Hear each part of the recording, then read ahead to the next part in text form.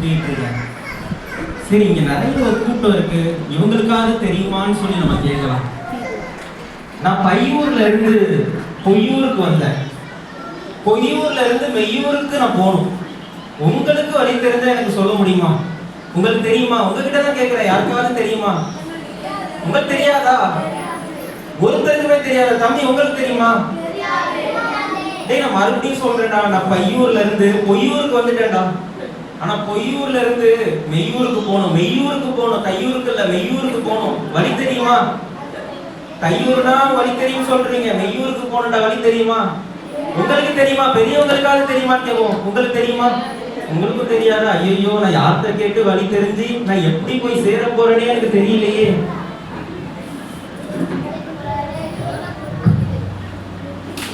பரவாயில்ல, ஒருத்தராவது நமக்கு இல்லாமையா போயிடுவாங்க. நம்ம போய் வழியை கேட்கலாம். அங்க ஒரு ஐயா இருக்காங்க, அவங்க நம்ம கேட்டு தெரிஞ்சுக்கலாம். ஐயா. சொல்லுங்கப்பா. ஐயா. ஹலோ ஐயா, எனக்கு ஒரு ஊருக்கு வழி தெரியணும். உங்களுக்கு தெரிஞ்சா எனக்கு சொல்றீங்களா? என்ன ஊருக்கு ஐயா போனீங்க? ஐயா, நான் பையூர்ல இருந்து பொய்யூருக்கு வந்துட்டேங்க ஐயா. பொய்யூருக்கு போகணுமா? இல்ல, பொய்யூருக்கு போகணும். அங்கதான் நான் இருக்கேன். அங்க இருந்து மெய்யூருக்கு போகணும். உங்களுக்கு வழி தெரிஞ்சா கொஞ்சம் சொல்லுங்களேன். மெய்யூருக்கு போகணுமா? மெய்யூருக்கு வைக்க பக்கம் தான்ப்பா. அப்படியா? எது? தையூர் இல்ல, தையூர் இல்ல, மெய்யூருக்கு போகணும். மெய்யூருக்கு போகணுமா? சரிப்பா சரிப்பா. ஒன்றும் இல்லை, இப்படி நேராக போறீங்கன்னா நேராக போகணும். ஓகே, நேராக போகணும். போய் ரைட்டு திரும்பணும். ரைட். ஓகே, ரைட்டு திரும்பணும்னா ஒரு பெரிய ஆலமரம் இருக்கும். பெரிய ஆலமரமா? அந்த ஆலமரத்தில் நிறைய குருவிங்கெல்லாம் இருக்கும். அப்படியே குருவிங்க இருக்கும். ஓகே. அதெல்லாம் நீங்கள் அப்படியே பார்த்துக்கிட்டே போனீங்கன்னா அதுக்கப்புறம் ஒரு லெஃப்ட் வரும். அந்த லெஃப்ட் பக்கம் போனீங்கன்னாலே ஒரு கடை ஒன்று இருக்கும். கடை இருக்குமா? பரோட்டா கடை. சூப்பர். அந்த கடைக்கு நீங்க போகும்போதே வாசனையா வரும். வாசனை. சூப்பர். அந்த பரோட்டா கடையில ஒரு பரோட்டா ஆர்டர் பண்ணி சாப்பிட்டு அப்படியே யூட்டர்ன் பண்ணி அப்படியே வந்தீங்கன்னா நீங்க மெய்யூருக்கு வந்துடலாம். யூட்டர்ன் அடிச்சுட்டு நான் வந்தா மெய்யூர் வந்துடும். மெய்யூருக்கு வந்து ரொம்ப நன்றிங்க ஐயா. நான் உங்களை வாழ்க்கையில மறக்க மாட்டேங்க. சூப்பர். சரிங்க, பார்த்துருக்கோம். ஐயோ, ஞாபகத்துக்கு வந்துச்சு. ஓகே. ஃபர்ஸ்ட் அவர் என்ன சொன்னாரு? நேரா போக சொன்னார். ஓகே, நேரா நம்ம போலாம், எல்லாரும் சேர்ந்து போலாம். நேரா போலாம். ஓகே, 1 2. ஓகே, அடுத்து ரைட் போக சொன்னார். ஓகே, ரைட் திரும்பின உடனே ஆலமரம் இருக்குன்னு சொன்னார்ல. ஆமா, ஆலமரம் இருக்கு. இந்தாதான் இருக்கு ஆலமரம். சூப்பரா இருக்குது, கண்ணுக்கு நல்ல குளிர்ச்சியா பச்சை பசேன்னு இருக்கு. பறவைங்கெல்லாம் பறந்து இருக்கு. சூப்பர். அந்த சத்தத்தை கேட்கும் போதே செமையா இருக்குதா? சூப்பரா. நல்ல அட்ரஸ் சொல்லியிருக்கிறாரு. சத்தத்தை கேட்டுட்டே போலாம் போல இருக்கிற அந்த வழியில. சூப்பர். அடுத்து என்ன சொன்னாரு? அடுத்து லெஃப்ட் சொன்னாரு. ஓகே, லெஃப்ட்ல என்ன சொன்னாரு? பரோட்டா. வாசனை அள்ளுது இருக்கும். வாசனை தூக்குது. சூப்பர். நல்ல சம வாசனை. பிரியாணியும் போடுறாங்க போல இருக்கு. அதுவும் செமையா வாசனை தூக்குது. அது வலது பக்கமா இருக்குதோ பிரியாணி கடை. செம. இங்க நமக்கு பரோட்டாவே போதும். இதுவும் நல்லா அல்லது. சாப்பிட்டு போயிடலாமா? சாப்பிட வரீங்களா? சாப்பிட்டு போலாமா? ஓகே, நான் சாப்பிட்டேன். சீக்கிரமா நான் சாப்பிட்டேன். எல்லாரும் கோச்சிக்காதீங்க, நான் செமையா சாப்பிட்டேன். ஓகே, அடுத்து என்ன சொன்னாரு? ஒரு ரைட் சொன்னாரு. Okay, right. U-turn. Sorry, U-turn. அதே ஐயா தான் இருக்கிறாரு. ஐயா, மெய்யூர் வந்துரும் சொன்னீங்களையா? அதே பொய்யூர்ல தான் நான் இருக்கேன். இன்னும் மெய்யூரை காணுங்கய்யா. ஐயா, கண்ணு தெரியாதவங்களுக்கு. ஐயோ, கண்ணு தெரியாதவங்க கிட்டயா நான் வழியே கேட்டேன். ஐயோ, வலிக்காம. ஐயோ, வழி தெரியாம வந்தேன். கண்ணு தெரியாத ஒருத்தர்கிட்ட போய் வழி தெரியாத தெரியாத வழியை போய் கேட்டேனே சார். இனி யார்கிட்ட நான் வழியை கேட்பேன்னு தெரியலையே. மெய்யூருக்கு நான் எப்படி போய் சேர போறேன்னு எனக்கு தெரியவே தெரியல. ஐயோ, சரி, வேற ஒருத்தர் இல்லாமையா போயிடுவாரு. ஊர்ல ஒருத்தரா இருக்கிறாரு, பல பேர் இருக்கிறாங்கல்ல, ஆட்கள்கிட்ட கேட்டுக்கலாம். அண்ணா, ஒரு அம்மா உட்கார்ந்து இருக்கிறாங்க, மங்களகரமா சூப்பரா உட்கார்ந்து இருக்கிறாங்க. உங்களுக்கு கேட்டா தெரியும் நினைக்கிறேன். கேட்போம். அம்மா. அம்மா சூப்பரா பேசுறீங்க. உங்களுக்கு வழி தெரியும்னு நினைக்கிறேன். உங்களுக்கு வழி தெரியும். எனக்கு தெரியும், அது நல்லாவே தெரியும். உங்களுக்கு வழி தெரியும்னு எனக்கு தெரியும். ஓகே, நான் சொல்றேம்மா. நான் பையூர்ல இருந்து பொய்யூருக்கு வந்துட்டேன். பொய்யூர்ல இருந்து நான் மெய்யூருக்கு போகணும். உங்களுக்கு வழி தெரியுமாமா? பாட்டிலாம் காணலம்மா. பாட்டி எனக்கு காணாம போய் ரொம்ப நாள் ஆச்சு. பாட்டி இல்லம்மா. எனக்கு மெய்யூருக்கு வழி தெரியலம்மா. மெய்யூரையே காணோம். மெய்யூருக்கு வழி தெரியல. சொல்லுங்கம்மா. தாத்தாவா? என்னடா வழிய காணும்னு நான் தேடிட்டு இருந்தா இவங்க தாத்தா பாட்டியெல்லாம் காணுமான்னு கேக்குறாங்க. இல்லம்மா இல்லம்மா இல்லம்மா, வழி காணுமா, வழிய சொல்லுங்கம்மா. மெய்யூருக்கு ஐயோ இல்லாத வியாதிலாம் எனக்கு வந்துடும் போல இருக்குது. நான் தான் பலரை பைத்தியமாக்கி இருக்கிறேன். இவங்க என்னையவே பைத்தியமாக்குறாங்க. இல்லம்மா மெய்யூருக்கு வழிய சொல்லுங்கம்மா. ஐயோ எனக்கா காது கேட்காது? என் காது நல்லாதாம்மா கேக்குது. எனக்கே இல்ல எனக்கு காது. ஓ உங்களுக்கு காது போச்சா? இது தெரியாம உங்ககிட்ட இவ்வளவு நேரத்தை வீணாக்கிட்டேனே. வேற யார்ட்டையாவது கேட்டிருந்தா கூட நான் வழியை கரெக்டா கண்டுபிடிச்சிருப்பேன் போல. அம்மா தயவு செஞ்சு என்ன மன்னிச்சிருங்கம்மா. உங்ககிட்ட வழியை கேட்டது என்னுடைய பெரிய தப்பு. மன்னிச்சிருங்க. நீங்க போயிருங்கம்மா. நான் போயிடுறேன். நீங்க இங்க இருங்க, நானே போறேன். டாக்டர் கேட்கறதுன்னா தெரியல. ஆனா ஒரு இன்டெலிஜென்ட்டா வழியை கேட்டா அவர் நிச்சயம் கரெக்டா சொல்லுவார். நான் ஒரு இன்டெலிஜென்ட்டா நிச்சயமா தேடி கண்டுபிடிக்க போறேன். ஓ ஓ போன்லாம் வச்சிருக்காங்கப்பா. இவர் பெரிய ஆளா இருப்பாரு நான் நினைக்கிறேன். ஓ டெக்னாலஜிலாம் வச்சிருக்காரு. இவருக்கு வழி தெரியலனா எப்படி? இவருக்கு நிச்சயம் வழி தெரியும். எனக்கு அது தெரியும். நான் வரேன். அண்ணே அண்ணே அண்ணே அண்ணே. ஏம்பா அண்ணா நமஸ்காரண்டி. என்ன நமஸ்காரண்டி? இல்லண்ணே, எனக்கு வழி ஒண்ணு சொல்லுங்கண்ணே. நமஸ்காரண்டி. ரண்டிலாம் எனக்கு தெரியாதுங்க. எனக்கு வழி ஒண்ணு சொல்லுங்கண்ணே. வழி தெரியாம சுத்துறேண்ணே. வலிக்குதா?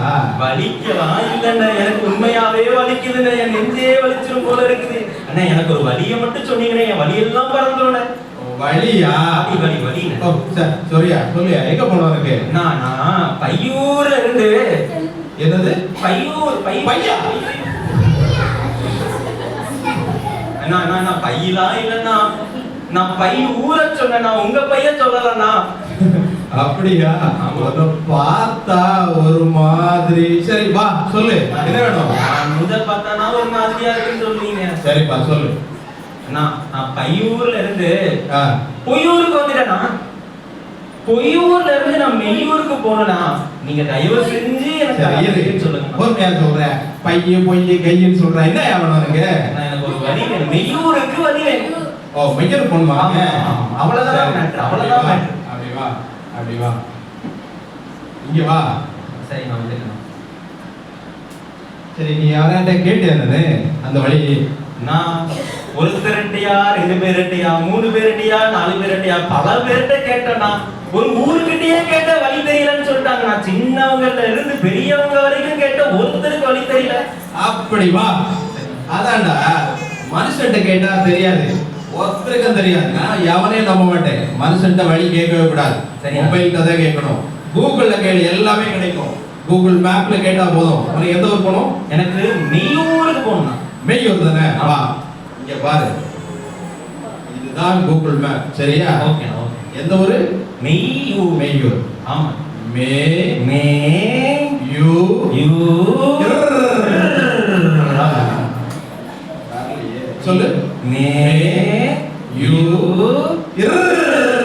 ஓகே வா.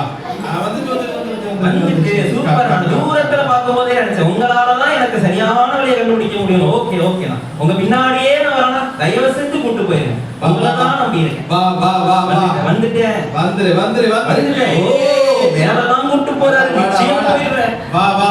ஐயோ கீழே போட்டாரே. ஐயோ தயவு செஞ்சு கூட்டு போயிருந்தான். வழி இப்படி தர கட்டா. Left left left. வா வா வா. Left left. ஓகே. வா வா வா. வந்துட்டேன். வந்துரு வா வா. Super super. வந்துரு வா வா. வந்துட்டேன். வா வா வா வா. ஐயோ பள்ளமா இருக்கு. நான் பெரிய பள்ளமா இருக்குனா. மேப் இப்படிதான் காட்டுது. இப்படிதான் காட்டுதா? ஐயோ எனக்கு பயமா இருக்கு. நீ அப்படியே இறங்கி போய்க்கோ. நான் உங்களை தான் நம்பி வந்தேன். நீங்க முதல்ல இந்த பள்ளத்துல இறங்கி எனக்கு வழியை சொல்லுங்க. நான் போனேன். நான் உங்க பின்னாடியே வரேன். நான் முன்னாடி நீங்க போங்க, நான் பின்னாடி வரேன். எந்த நம்பாத, மேப்ப நம்பு. இப்படியே இறங்கி போ, வந்துரும். ஓ அதான் முதல்லயே சொன்னீங்களா, மனுஷனை நம்பாத மேப்ப நம்புன்னு. ஆமாடா, இதுக்கு உனக்கு வழி கரெக்டா கொண்டு காமிக்கும். இதே வழியில இப்படி இறங்கி போ. இந்த மாதிரி எங்க எவனா இருப்பான், அவன்கிட்ட கேளு. ஐயோ ஐயோ ஐயோ. மேப்பை நம்பி இறங்கலாமான்னு பார்த்தா பெரிய பள்ளமா வேற இருக்கு. எப்படி நான் இறங்கி எப்படி நான் மெய்யூருக்கு போவேன்னு எனக்கே தெரியலையே. இவரை போய் நம்பினானே, டெக்னாலஜிலாம் நம்பின இப்படி போயிடுச்சு. நான் பள்ளத்துல இறங்க மாட்டேன், எனக்கு வேற ஒருத்தரை நான் தேடி போறேன். ஹாய் தம்பி. ஹாய் பாட்டி. எப்படி இருக்க? நல்லா இருக்கேன். உனக்கு ஒரு விஷயம் தெரியுமா? நான் சொல்லட்டா? அதுவா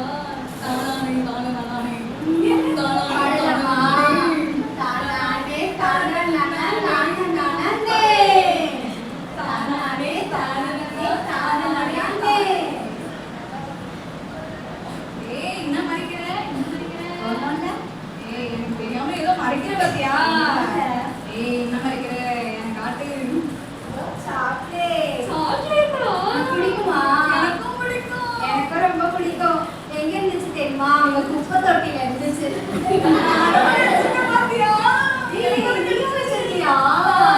சாப்பிடலாம். உனக்கு பிடிக்கும்ல? பப்ஸ் தான் இது.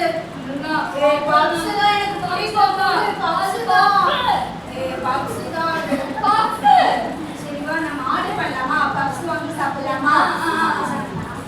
ஹலோ, எங்களுக்கு பப்ஸ், இட்லி, வடை, தோசை, சட்னி எல்லாம் வந்துடணும். சீக்கிரமா வந்துடணும். சீக்கிரம். நான் ஒவ்வொருத்தட்டையா வழி கேட்டேன், எனக்கு வழி கிடைக்கல. இங்க 2 பேர் இருக்காங்க, கண்டிப்பா வழி கிடைக்கும்னு எனக்கு நம்பிக்கை இருக்கு. வர 2 பேர் இருக்காங்க. Madam, excuse me madam. Madam please. Madam excuse me madam.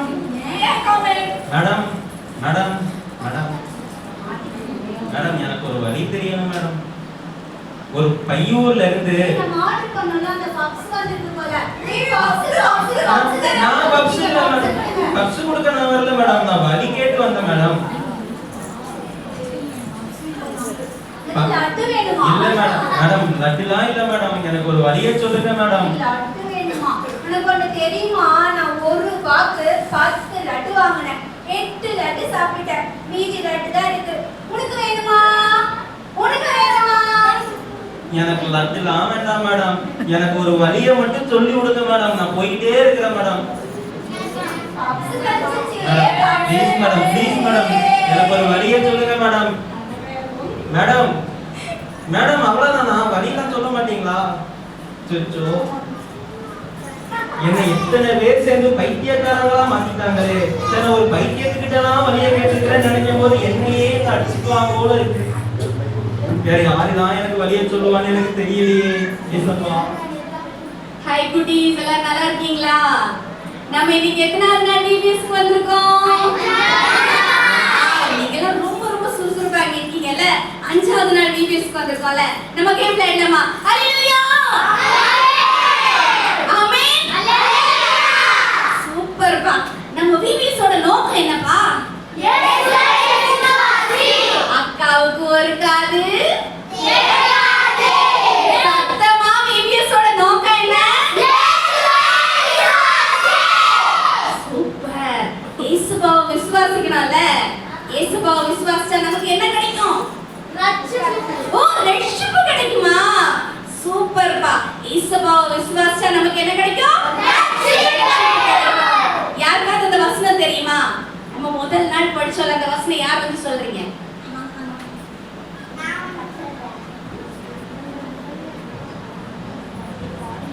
கர்த்தராகிய இயேசு கிறிஸ்துவை விசுவாசி, அப்பொழுது நீயும் உன் வீட்டாரும் ரட்சிக்கப்படுவீர்கள். அப்போஸ்தலர் 16:31. சூப்பர். அழகா தம்பி வசனம் சொன்னாங்கல்ல. நீயும் உன் வீட்டாரும் ரட்சிக்கப்படுவீர்கள். கர்த்தராகிய இயேசுவை நம்ம விசுவாசிச்சோம்னா நமக்கு மட்டும் இல்ல, நம்ம வீட்டுக்கு என்ன கிடைக்கும்? ரட்சிப்பு கிடைக்கும். இந்த தம்பி வாங்க. நீங்க விவிஎஸ்க்கு வந்திருக்கீங்களா? இல்லக்கா, நான் வழி தேடி வழி தெரியாம வந்தேன்க்கா. ஒரு வழியை தேடிட்டு இருக்கீங்களா? எந்த ஊருக்கு வழி தேடுறீங்க நீங்க? மெய்யூருக்கு போகணும்னு நான் வந்தேன்க்கா. எனக்கு யாருமே வழி சொல்லல. இங்கே சத்தம் ரொம்ப பலமா கேட்டுச்சு. சரி எங்கேயாவது வழி கிடைக்கும்னு நினைச்சு நான் வழியை நம்பி வந்தேன்க்கா. அப்படியா? ஆமாக்கா. உங்களுக்கு மெய்யூருக்கு போறதுக்கு வழி தெரியணுமா? கையூர்ல இருந்து பொய்யூருக்கு வந்து பொய்யூர்ல இருந்து மெய்யூருக்கு போறோம்னு நினைச்சேன். அந்த வழியை நீங்களே சொல்றீங்க. அந்த வழி உங்களுக்கு தெரியுமாக்கா? எனக்கு நிச்சயமா தெரியும். அந்த வழியை நான் உங்களுக்கு சொல்றேன். அக்கா, நிறைய பேர் அப்படிதான்க்கா சொல்லி என்ன ஏமாத்திட்டாங்க, நம்ப வச்சு ஏமாத்திட்டாங்க. பைத்தியங்க கிட்ட எல்லாம் வழியை கேட்டாங்க. உண்மையாவே நீங்க பைத்தியங்களாக்கா? அப்படியெல்லாம் இல்ல தம்பி.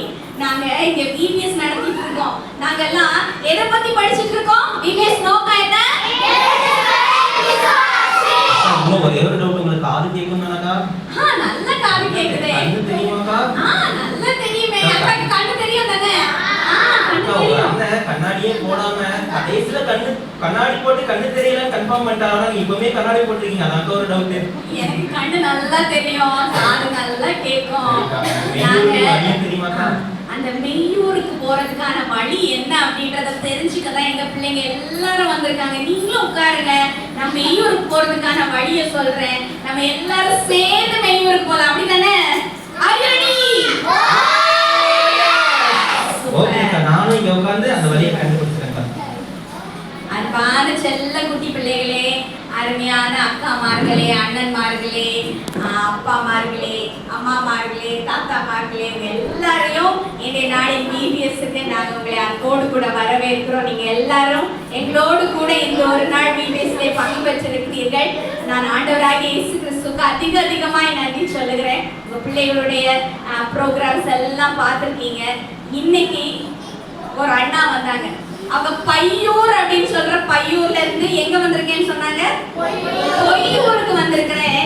எனக்கு மெய்யூருக்கு போறதுக்கான வழி தெரியணும் அப்படின்னு சொல்லி தேடி வந்தாங்க இல்லையா? பையூர் அப்படின்னு சொல்றது, நம்ம இந்த உலகத்துக்கு எப்படி வந்தோம்? நம்ம அம்மாவோட வயிற்றுல பையில இருந்து வந்தோம் இல்லையா? 9 மாத காலம் ஆண்டவர் நம்மள ஒரு குறைவும் இல்லாமல் சுமந்து காத்து அந்த பையூர்ல வச்சு ரொம்ப அழகா நம்மள இந்த பொய்யூராகி இந்த உலகத்துல நம்மள என்ன செய்திருக்கிறாரு, கொண்டு வந்து விட்டுருக்கிறாரு. நம்ம மெய்யூர் அப்படின்னு சொல்ற நித்திய ராஜ்யமாகிய பரலோகத்துக்கு போறதுக்கான வழியை தான் நம்ம இந்த உலகத்துல எல்லாரும் தேடிட்டு இருக்கோம். ஒருவேளை நிறைய பேர் ஆண்டவராகிய இயேசு கிறிஸ்துவை விசுவாசிப்போம், நிறைய பேர் விசுவாசிக்காம இருப்பீங்க. எப்படியா இருந்தாலும் இந்த உலகத்துல வாழ்ற எப்படிப்பட்ட எந்த ஜனங்களா இருந்தாலும் எல்லாருக்கும் ஒரே ஒரு நோக்கம் தான் இருக்கிறது, அது மோட்சத்துக்கு போகணும். இந்த உலகத்துல நான் எவ்வளவு காலம் வாழ்றேன்றது முக்கியம் இல்ல, நான் இந்த உலகத்துல வாழ்ந்து முடிஞ்ச பிறகு எங்க போனோம்? மோட்சத்துக்கு போனோம். பரலோக ராஜ்யம், அதுதான் பரலோகம் அப்படின்னு சொல்றது மோட்சம். அந்த பரலோகத்துக்கு போனோம் அப்படின்றத நம்ம எல்லாருடைய வாழ்க்கையிலையும் ஒரு நோக்கமா இருக்கிறது. அது சின்ன குழந்தையா இருந்தாலும் சரி, வயதான தாத்தா பாட்டியா இருந்தாலும் சரி, எல்லாருக்கும் அதுதான் ஒரு நோக்கமா இருக்கிறது. அதுதான் ரொம்ப ஷார்ட் ஆக அதுக்கான வழி என்ன அப்படின்றத எங்கள் பிள்ளைகள் கற்றுக்கொண்டதுல இருந்து நான் உங்களுக்கு ரொம்ப ஷார்ட்டா சொல்லி நான் முடிக்க நான் விரும்புகிறேன். ரொம்ப கொஞ்ச நேரம் தான் அமைதியா இருக்கு, நம்ம சீக்கிரமா முடிச்சு நம்ம என்ன செய்யலாம், போயிடலாம். குட்டீஸ் பாருங்க, அக்கா கையில என்ன இருக்கு? அழகான புக் இருக்குல்ல, இதுல என்ன கலர் தெரியுது உங்களுக்கு? கிரீன் கலர் இருக்குல்ல, அழகா இருக்கா இல்லையா? கிரீன் சூப்பரா இருக்குல்ல. இப்படிதான் ஆண்டவர் இந்த உலகத்தை ரொம்ப அழகாக படைத்தார். இந்த உலகத்தை ரொம்ப அழகா 6 நாட்களுக்குள்ளாக படைத்து முடித்தார். 7வது நாள் ரொம்ப நல்லா இருக்கு அப்படின்னு கண்டாராம். ஆனா அந்த ஆண்டவர் ஒன்றுதான் படைச்சு முடிச்சுட்டு நல்லா இல்லை அப்படின்னு சொல்லி கண்டாருன்னு சொல்லி வேதம் சொல்லுகிறது. அது என்ன அப்படின்னா, மனிதன் தனிமையாயிருப்பது நல்லதல்ல, அவனுக்கு ஏற்ற துணையை உண்டாக்குவேன்னு சொல்லி மனுஷனுக்கு பிறகு மனுஷியை இந்த உலகத்துல படைச்சு ரொம்ப அழகான ஒரு உலகம், அதுல ஒரு அழகான தோட்டம், ஏதேன் தோட்டத்தை உருவாக்கி அங்கதான் முதலாவது ஆதி மனிதன், முதலாவது மனுஷனும் மனுஷி என்ன செய்யறாங்க, வாழ ஆரம்பிக்கிறாங்க. ரொம்ப அழகா இருந்தது அவங்களோட வாழ்க்கை. எப்படின்னா, டெய்லி அவங்க ஆண்டவரை மீட் பண்ண முடியும், கடவுளை டெய்லி பார்க்கலாம், டெய்லி அவங்க கூட பேசலாம். ரொம்ப அழகா இருந்தது அவங்களுடைய வாழ்வு. அப்படிதான் ரொம்ப சூப்பரா வாழ்ந்துட்டு இருக்கும் போது திடீர்னு ஒரு நாள் அவர்களுக்குள்ளே பாவம் வந்தது. அவங்களுக்குள்ள பாவம் வந்தது. இந்த பாவம் எப்படி மனுஷனுக்குள்ள வந்தது அப்படின்னா, ஆண்டவர் சில கட்டளைகளை கொடுத்தார். அழகான ஏதேன் தோட்டத்துல வச்சுட்டு சில கட்டளைகளை கொடுத்தார். நீ இதெல்லாம் செய்யக்கூடாது அப்படின்னார். நீ இதெல்லாம் செய்யக்கூடாது அப்படின்னார். முக்கியமா தோட்டத்துக்கு நடுவுல ஒரு கனி மரம் இருந்தது, அந்த மரத்தின் கனியை புசிக்க கூடாதுன்னு சொன்னாரு. எப்போ ஆண்டவருடைய கட்டளையை மீறி, குட்டிமா பாருங்க எல்லாரும்,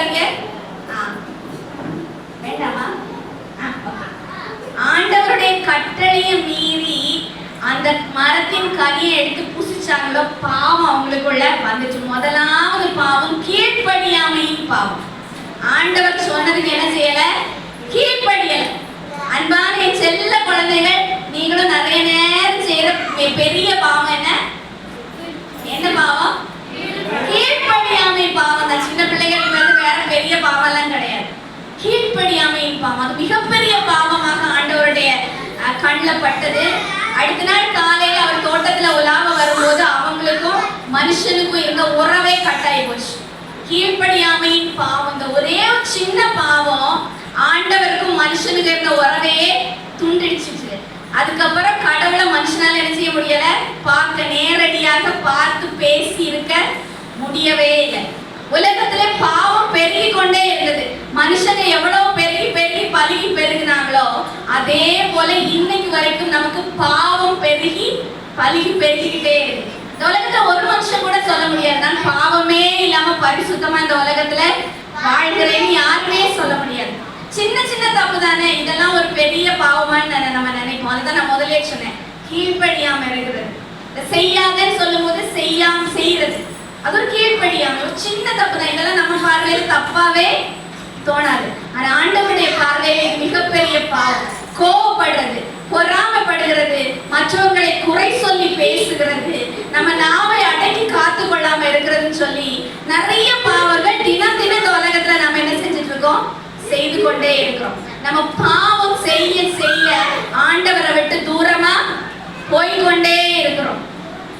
முதலாவது மனுஷன் அவரை நேரம் பார்க்க முடிஞ்சிச்சு. பாவம் பெருக பெருக நேரடியா பார்க்கறது கட்டாச்சு. ஆனா பேசிட்டு இருந்தார். ஆண்டவர் பேசுறது மனுஷனுக்கு கேட்கும், மனுஷன் பேசலாம், ஆண்டவர் டைரக்டா கேட்கும். பாவம் பெருக பெருக அதுக்கப்புறம் மனுஷன்கிட்ட பேசுறது என்ன பண்ணிட்டாரு?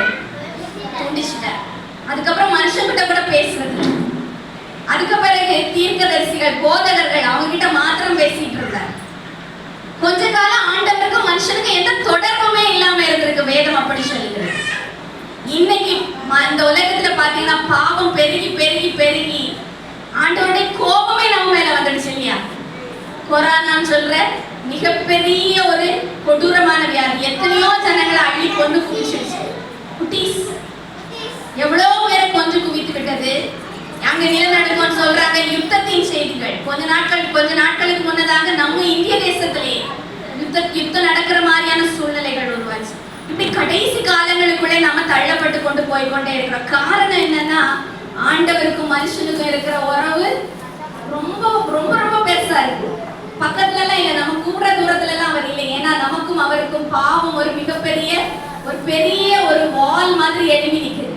இப்படிதான் மனுஷனுக்கும் இந்த உலகத்துல இருக்கிற மனுஷனுக்கும் ஆண்டவருக்கும் ஒரே ஒரு உறவு கூட இல்லாம போச்சு. ஆனா மனுஷன் அதை குறித்து கவலைப்படல. அதை குறித்து கவலைப்பட்டவர் இந்த உலகத்தை படைத்த ஆண்டவராகிய இயேசு. இந்த உலகத்தை படைத்த பிதாவாகிய தேவனுக்கு ரொம்ப ரொம்ப கவலையா இருந்தது. நான் இந்த உலகத்தை பார்த்து பார்த்து அழகாக படைச்சேனே, இந்த உலகத்துல இருக்கிற மனுஷன் எனக்கு ரொம்ப நல்லா இருக்கிறாங்கன்னு சொல்லி நான் அவங்களோட கூட பேசி பழகி உறவாடி நல்லா அழகா இருக்கலாம் அப்படின்னு நினைச்சு படைச்சேன். ஆனா அவங்க என்னை விட்டு தூரமா இருக்காங்களே, நான் எப்படி அவங்கள தேடி போவேன்னு சொல்லி ரொம்ப ரொம்ப மனஸ்தாபப்பட்டது பிதாவாகிய தேவன். அவர் ஒரு முடிவெடுத்தார்.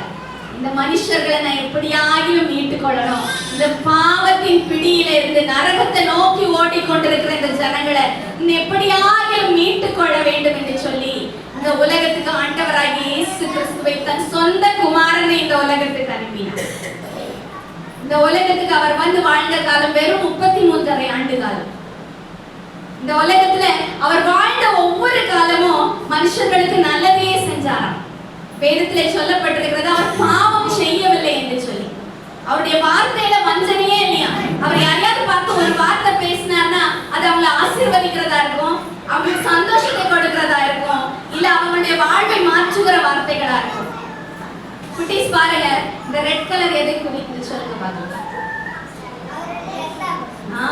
ஏசப்பா தன்னுடைய சொந்த ரத்தத்தை சிந்தி நம்மை மீட்டுக் கொண்டார். இந்த உலகத்துல வந்து அவர் படாத பாடுகள் இல்லை, வாங்காத கசையடிகள் இல்லை, அவர் மேல காரி துப்பப்பட்டார். அவர் உடம்புல இருந்த துணிகளை எல்லாம் கூட உரிச்சுட்டாங்க. எல்லாத்தையும் எடுத்துட்டு அவரை வாரினால் அடித்து ஆணிகளினால சிலுவையில அறைந்தார்கள்.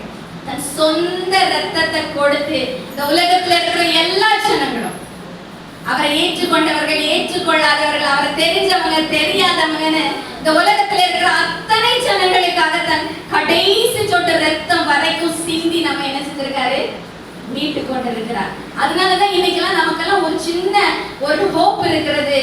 நம்ம எப்படியாவது ஒரு நாள் இந்த உலகத்தை விட்டு போகும்போது நம்ம பரலோகத்துக்குள்ள என்ன செஞ்சிடலாம், மோட்சத்துக்குள்ள போய்விடலாம் அப்படின்ற ஒரு ஹோப் நமக்கு இருக்கு. அப்படின்னு சொன்னா ஆண்டவராகிய இயேசு கிறிஸ்து இந்த உலகத்திலே தன் கடைசி சொட்டு ரத்தம் வரைக்கும் சிந்தி பலியாக கொடுக்கப்பட்டதுனாலதான். இதை நீங்க பின்பற்றுகிற மதத்தின் வேதமும் இதைத்தான் சொல்லுங்க. ஒருவர் பலியாக பலி பொருளா கொடுக்கப்படவில்லை என்று சொன்னால் நம் பாவம் மன்னிக்கவே படாது. அவர் பலியாக கொடுக்கப்பட்டாகிவிட்டது. அவருடைய இரத்தம் சகல பாவங்களை நீக்கி நம்மை சுத்திகரிக்க வல்லமையுள்ளது. அவரை யார் யாரெல்லாம் விசுவாசிக்கிறாங்களோ வேதம் சொல்லுகிறது, நீங்க ஆண்டவராகிய இயேசு கிறிஸ்துவை நம்பணும், விசுவாசிக்கணும். அவரால் எனக்கு செய்ய முடியும், அவரால் என் வாழ்வை மாற்ற முடியும்னு நீங்க விசுவாசிச்சா போதும், உங்களுக்கு ரட்சிப்பு உண்டு என்று சொல்லி வேதம் சொல்லுகிறது. நமக்காக அழகான ஒரு பரலோகம், மகிழ்ச்சியான ஒரு வாழ்வு, அவரோடு கூட 1000 ஆண்டு காலம் அரசாளலாம் என்று சொல்லி வேதம் சொல்லுகிறது. அங்க கண்ணீர் கிடையாது, அங்க கவலை கிடையாது, அங்க துக்கம் கிடையாது, அங்க பிரச்சனைகள் கிடையாது, அங்க வியாதி இல்ல, அங்க வறுமை இல்ல, அங்க மகிழ்ச்சி மாத்திரமே இருக்கிறது. ஏனென்று சொன்னால் அவரோட மடியில அவரோட சொந்த பிள்ளைகளாக நாம வாழுகிற ஒரு பாக்கியம் அந்த பரலோகத்துக்கு நாம போகும்போது கிடைக்கும். இன்னைக்கு நீங்க வாசிக்க கேட்ட அந்த அப்போஸ்தலரின் புத்தகம் 16வது அதிகாரம் 22வது வசனத்தை மாத்திரம் நான் உங்களுக்கு வாசித்து நான் நிறைவு செய்ய விரும்புகிறேன். அப்போஸ்தலர் 16:26 விதமாய் சொல்லுகிறது, சடுதியிலே சிறைச்சாலையின் அஸ்திவாரங்கள் அசையும்படியாக பூமி மிகவும் அதிர்ந்தது. உடனே கதவுகள் எல்லாம் திறவுண்டது, எல்லாருடைய கட்டுகளும் களைந்து போயிற்று. அது ஒரு சின்ன சம்பவம். பவுலும் சீலா அப்படின்னு சொல்ற 2 பேர் ஆண்டவராகிய இயேசு கிறிஸ்துவின் ஊழியத்தை செய்கிறாங்க. அங்க குறி சொல்லி கொண்டிருக்கிறாள் ஒரு பெண்மணி. இவங்க அங்க ஊழியம் செய்யறதுனால அவளால குறி சொல்ல முடியவில்லை. உடனே அவளை வைத்து ஆதாயம் தேடி கொண்டிருந்த ஜனங்களுக்கு கோபம் வந்து பவுலையும் சீலாவையும் பிடித்து சிறைச்சாலையிலே கட்டி வச்சிருக்காங்க. கை கால்கள் தொழுமரத்திலே கட்டப்பட்டிருந்தது, அவங்களால மூவ் பண்ண முடியல. நடுராத்திரியிலே இந்த பவுலும் சீலாவும் துதித்து பாடி செபிக்க ஆரம்பிச்சாங்க. நடுராத்திரியிலே அவங்க பாடி செபிக்க ஆரம்பிச்சாங்க. ஜெபிக்க ஆரம்பிச்ச உடனே என்ன நடந்தது தெரியுமா?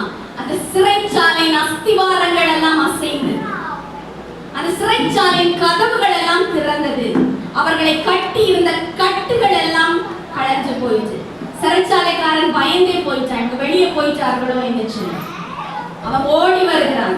ஆண்டவன் மாதிரி நான் ரட்சிக்கப்பட நான் என்ன செய்ய வேண்டும், அந்த மெய்யூருக்கு நான் போகணும்னா நான் என்ன பண்ணணும்னு கேட்கிறான். நான் பையூர்ல இருந்து பொய்யூருக்கு வந்திருக்கிறேன், நான் மெய்யூருக்கு போகணும்னா நான் என்ன பண்ணணும் அப்படின்னு கேட்கிறான். ஒரே ஒரு வார்த்தை தான் சொன்னாரு, நீ ஆண்டவராகிய இயேசு கிறிஸ்துவை விசுவாசி போதும், நீ அவரை நம்பு போதும். நீ அவரை நம்பினா என்று சொன்னார், நீ மட்டும் கிடையாது, உன் வீட்டுல இருக்கிற அத்தனை பேரும் ரட்சிக்கப்படுவீர்கள், அத்தனை பேருக்கும் பரலோகம் உண்டு என்று சொன்னார். அத்தனை ஜனங்களும் ரட்சிப்பை அந்த மெய்யூருக்கான வழியை தெரிந்து கொள்ள முடியும் என்று சொன்னார். எனக்கு அருமையான தேவனுடைய ஜனங்களே, இன்று நான் உங்களுக்கு சொல்லுகிறேன், ஆண்டவராகிய இயேசு கிறிஸ்துவை நீங்கள் விசுவாசிப்பீர்கள் என்று சொன்னார். இன்னைக்கு உங்க வீட்டுக்குள்ள இருக்கிற பிரச்சனைகளின் அஸ்திவாரங்கள் அசையும். உங்களை கட்டுப்பட்டிருக்கிற எல்லா கட்டுகளும் இன்று உடைந்து போகும். உங்களுக்கு ஆசீர்வாதம் வரவிடாதபடி எந்தெந்த கதவுகள் எல்லாம் பூட்டப்பட்டிருக்கிறதோ அதெல்லாம் திறக்கும். நீங்க விசுவாசித்தால் மாத்திரம் போதும். நீங்க ஆண்டவராகிய இயேசு கிறிஸ்துவை விசுவாசிப்பீங்க என்று சொன்னால் உங்க பிரச்சனைகள், அது வியாதியா இருக்கலாம், அது வறுமையா இருக்கலாம், அது எப்படிப்பட்ட பிரச்சனையா இருந்தாலும் அந்த பிரச்சனையின் அஸ்திவாரங்கள் இன்று அசைக்கப்படும். ஒன்னே ஒண்ணுதான் சிம்பிளான விஷயம், அவரை விசுவாசித்தால் மாத்திரம் போதும். உங்களை கட்டி வைத்திருக்கிற கட்டுகள் என்னவா இருந்தாலும் பரவாயில்லை, அந்த கட்டுகள் இன்றோடு உடை. அது வியாதியின் கட்டா இருந்தாலும் சரி, இல்லை எப்படிப்பட்ட பிரச்சனைகளின் கட்டுகளாயிருந்தாலும் இன்று அவைகள் உடைக்கப்படும். உங்க வீட்டுக்குள்ள ஆசீர்வாதம் வரவிடாதபடி இருக்கிற தடையின் கதவுகள் இன்று திறக்கப்படும். வேதம் சொல்லுகிறது, ஆண்டவராகிய இயேசு கிறிஸ்து ஒரு கதவை திறந்துட்டார் அப்படின்னா அதை பூட்ட ஒரு மனுஷனாலும் யாராலும் முடியாது. உங்களை சுற்றி இருக்கிற யாராலும் அதை பூட்டி வைக்க முடியாது. உங்களை ஆசீர்வதிக்கணும்னு அவர் நினைச்சிட்டாருன்னா அவர் ஆசீர்வதித்து உயர்த்தி கொண்டே இருப்பார். அவரை போல ஒரு நல்ல தெய்வத்தை நீங்க இந்த உலகத்துல கண்டுபிடிக்கவே முடியாது. அவரை பார்த்து பயப்பட வேண்டியதில்லை எனக்கு அருமையானவர்களே. அவர் ரொம்ப ரொம்ப அன்புள்ள. நாம விலகி விலகி ஓடினாலும் நம்மை தேடி தேடி வருகிற அன்பு, அந்த அன்பின் கட்டப்பட்டவர்களால் தன் அன்பு இன்னைக்கு உங்களை தேடி வந்திருக்கு. அவருடைய அன்பு எங்களை கட்டப்படல, எங்களெல்லாம் கட்டல அப்படின்னா நாங்களும் அழிந்து போயிருப்போம். நான் இன்னைக்கு உங்க முன்னாடி நிற்கிறேன் என்று சொன்னால் அது அவருடைய அன்பினாலதான், அது அவரால் மாத்திரம்தான். 2.25 வருஷம் எனக்கு குழந்தையே பிறக்காதுன்னு சொன்னாங்க டாக்டர்ஸ். அந்த டாக்டர்ஸை பொய்யாக்கினவர் என் அருமைனார். நான் அவர்கிட்ட கேட்டது ஒண்ணுதான், அப்பா நான் உங்க பிள்ளையானா எனக்கு ஒரே ஒரு பிள்ளை கொடுங்க. எனக்கு 2 பிள்ளைகளை கொடுத்து ஆசீர்வதித்தவர். அவர்கிட்ட 1 கேட்டா 2 கொடுப்பார். அத்தனை அதிகம் அன்பு செலுத்துகிற தேவன். ரெட்டிப்பான நன்மையை தருவேன் என்று சொல்லி வேதம் சொல்லி இருக்கிறது. உங்களுக்கு இன்னைக்கு தருவார். மெய்யூருக்கான வழி இதுதான். அவரை விசுவாசித்தால் மாத்திரம் போதும். அந்த மெய்யூருக்கான வழியை நாம தெரிந்து கொள்ள வேண்டும். அதுக்காக நீங்க உடனே எல்லாம் மாறிட்டீங்க வந்துருங்கனால நான் உங்களை சொல்லவே எதுவுமே இல்லை. நீங்க இருக்கிறபடியே இருங்க. அவரை விசுவாசித்தால் மாத்திரம் போதும். உங்க வீட்டுல எல்லா காரியங்களும் மாறும். உடனே நிறைய பேர் அப்படித்தான் நினைக்கிறாங்க. உடனே நம்மள மாறிட்டாங்க வர சொல்றாங்க. மாறிட்டுலாம் யாரையும் வர சொல்லுங்க. ஆக்சுவலா கிறிஸ்தவம் என்று சொல்லுகிறது அது மதம் கிடையாது, அது மனம். உங்க மனமும் ஆண்டவராகிய இயேசு கிறிஸ்துவும் ஒன்றா இணைகிறது தான். மனுஷனாகிய நாம தான் பிரிச்சு வச்சுக்கிட்டோம். அவர் யாரையும் பிரிச்சு பார்க்கல. அவர் எல்லாரையும் ஒண்ணு போல நேசிக்கிறார். உங்களை எப்படி நேசிக்கிறார் அப்படிதான் என்னைய நேசிக்கிறார். என்ன நேசிக்கிற போலதான் உங்களை நேசிக்கிறார். இந்த குட்டி குழந்தை எப்படி நேசிக்கிறார் அப்படிதான் அந்த வயதான தாத்தாவே நேசிக்கிறார். அப்படித்தான் எல்லாரையும் நேசிக்கிறார். அவருக்கு முன்பாக நம்ம எல்லாரும் ஒரே போல ஒரே சமமாயிருக்கிறோம். இன்னைக்கு உங்க வாழ்க்கையில ஒரு மாற்றம் நடக்கணும். உங்க வாழ்க்கையில ஒரு அதிசயம் நடக்கணும். உங்க வாழ்க்கையில இருக்கிற பிரச்சனையின் அஸ்திவாரங்கள் அசைக்கப்படணும். கட்டுகள் எல்லாம் உடையணும் அப்படின்னு நினைச்சீங்கன்னா அப்படியே இருக்கிற இடத்துல எல்லாரும் எழும்பி நிற்கலாம். எல்லாரும் எழும்பி நிற்கலாம். குட்டிமா எல்லாரும் எழும்பி நிற்க. எல்லாரும் இருக்கிற இடத்துல அப்படியே எழும்பி நிற்கலாம். ஒண்ணுமே இல்லை, அவர்கிட்ட சும்மா பேச போறோம். உங்க தேவைகளை நீங்கள் அவர்கிட்ட சொல்ல போறீங்க. மெய்யூருக்கான வழி இதுதான்.